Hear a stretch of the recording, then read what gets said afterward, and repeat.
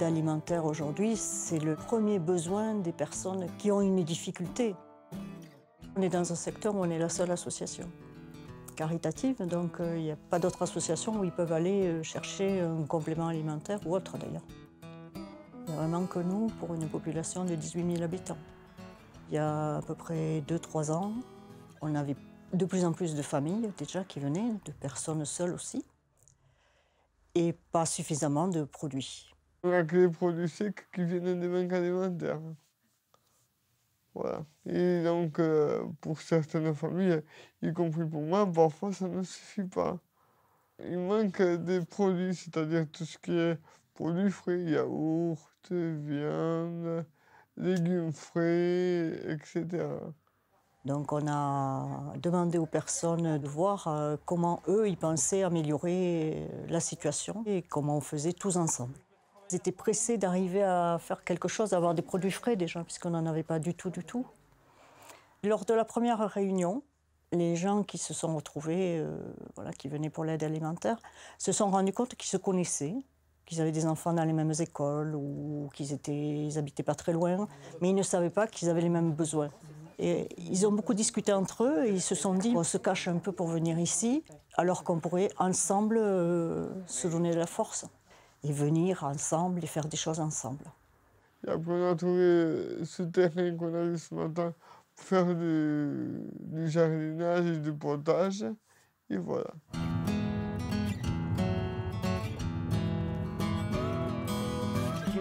On a une parcelle, on peut faire des légumes, on peut les faire, mais on les fera ensemble. Et du coup, c'est venu que tout le monde est venu, ah bah oui, moi je peux faire ça, moi je sais faire ça, moi je vais ramener ça. Et on a employé un peu les compétences de tout le monde pour faire.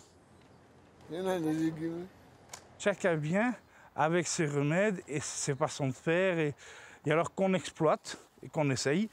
Et la recette qui marche le mieux, on l'emploie sur le terrain. Mais on veut faire que du bio et sans aucun produit. Les piments, ils ont été ramassés déjà? Ça n'a pas seulement permis aux gens d'avoir des produits frais, ça a aussi permis aux gens de sortir de l'isolement.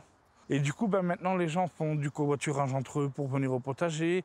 Ils viennent plusieurs au potager aussi, ensemble, des petits groupes qui se sont formés. Et ça a permis de créer du lien, tout simplement du lien. Grâce à ça, on a pu mettre en place l'atelier cuisine, atelier pâtisserie, atelier couture, en employant le don de chacun. Donc on a mis en place le bon Uninat. À chaque fois qu'il y a quelqu'un qui fait quelque chose pour la communauté ou individuel, on leur donne un bon. Et quand ils ont 2 bons, là, ils ont le droit à un panier de produits frais. Tu as goûté l'aubergine ou quoi? Pas encore, on va la faire demain. Une aubergine? On fait un panier par rapport au nombre de personnes qu'il y a dans la famille et puis aussi au mode de vie de la personne. Et c'est eux-mêmes les gens qui nous disent ben ça je peux pas, c'est trop long à cuire, ça va m'employer toute la bouteille de gaz ou je dois faire attention. Alors là, on va faire la ratatouille. Donc pour éviter le gaspillage, tous les légumes en plus, on en fait des conserves ou on en fait des plats. Voilà. On a des fournisseurs, par exemple on a un fournisseur de yaourt local qui produit du yaourt bio. Il nous fait 100 yaourts par semaine pour nous et il nous le donne en forme de don. Après on a des choses qu'on doit acheter, qu'on n'a pas le choix. Par exemple les œufs, on est obligé d'acheter. Comme on veut faire tourner aussi l'agriculture locale, donc on achète la viande à un paysan, on achète directement le veau. Et après on l'envoie à l'abattoir, il est abattu, emballé, on va le rechercher et là il est redistribué aux gens. Et pareil, prix coûtant. On a un petit paysan qui nous a prêté une parcelle de terre, une personne un peu isolée, pour qu'on puisse y faire les pommes de terre, parce qu'on a besoin de place pour les pommes de terre. Le voisinage s'est intéressé à ce qu'on faisait et ils ont été lui demander est-ce que nous on pourrait mettre une ligne, est-ce que nous on pourrait mettre 20 kilos, Et du coup, ça s'est agrandi, ils prêtent à chaque fois une parcelle de terre et en échange, les gens vont lui porter des œufs, des légumes. Si on ne le voit pas pendant 2 heures ou qu'on ne l'a pas vu passer avec son tracteur, on va sonner chez lui. Et ça lui a permis à lui de sortir de l'isolement aussi, oui. Et de créer du lien social dans le quartier. Et c'est ce qui s'est passé aussi à ce potager ici. C'est pour ça qu'ici, on ne le ferme pas, il n'est pas clôturé, il est accessible à tout le monde. Alors la première question, ce qu'on nous dit, c'est « Oui, mais on ne va pas vous chiparder les légumes ». Mais non, parce qu'on leur a fait confiance. Des fois, on arrive, on voit une petite parcelle qui a été nettoyée. C'est les gens du quartier qui sont venus, puis voilà, ils sont passés 1 heure, ils ont nettoyé un peu la parcelle, et voilà tout. Les petits bons, par exemple, il fallait les créer. J'ai donné un petit coup de main, les imprimer, faire les bons d'adhésion, etc. Je suis secrétaire à la base, donc tout ce qui est un petit peu secrétariat, j'ai pris un peu en charge. Et puis j'ai donné mon coup de main, quoi. Puis je venais au potager aussi avec mes filles, qui aimaient beaucoup ça, ramasser les tomates cerises dans les t-shirts, comme ça, hop. J'ai été voir une assistante sociale qui m'a indiqué de venir ici pour récupérer de l'alimentation.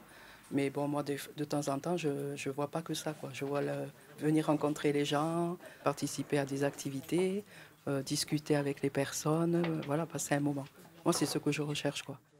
Mes enfants mangeaient donc à la cantine, donc ils avaient au moins un repas d'assuré par jour. Ça permet quand même aux gens d'avoir des produits frais tels que les yaourts, de temps en temps du fromage, des choses comme ça. Donc oui, ça a amélioré. Et puis on réapprend à cuisiner, on réapprend à manger, on se rend des services, on se prend des nouvelles les uns des autres. C'est très bien parce que tout le monde est acteur, tout le monde participe, voilà. Tout le monde se sent utile.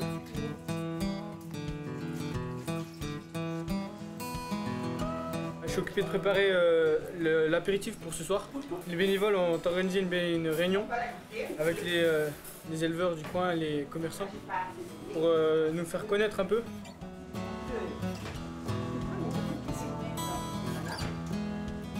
Ce soir, c'est Marcella de l'atelier Créando qui a organisé une rencontre avec des producteurs qui utilisent son espace ici pour déposer des denrées que des personnes viennent ensuite acheter. On s'est dit que c'était peut-être l'occasion de faire des rencontres pour voir un peu en quoi ça pourrait aider à pérenniser, sécuriser notre dispositif Uninat. Merci beaucoup d'être là. Pour moi, c'est un vrai plaisir de vous recevoir ici à l'atelier. On ne peut pas être indifférent à tout ce qui se passe autour de nous. Il faut apporter son petit grain de sable. Moi, je faisais des ateliers bénévoles au Secours catholique, au sein des Secours catholiques depuis des années. Et j'ai gardé ces liens. On cherche des producteurs pour nous approvisionner en produits frais. C'est rencontrer entre des gens qui font des actions dans la commune. Aujourd'hui, c'est un besoin. Les gens, ils doivent se rencontrer, ils doivent se réunir, ils doivent partager, ils doivent collaborer ensemble. On peut se faire à la semaine, on peut s'arranger. On veut un peu avoir un petit côté un peu militant et soutenir les agriculteurs locaux, avoir de nouveaux partenariats, essayer aussi d'avoir des adhérents avec des profils différents. Que le groupe ne reste pas replié sur lui-même et que ce ne soit pas finalement un nouveau dispositif pour personnes en précarité.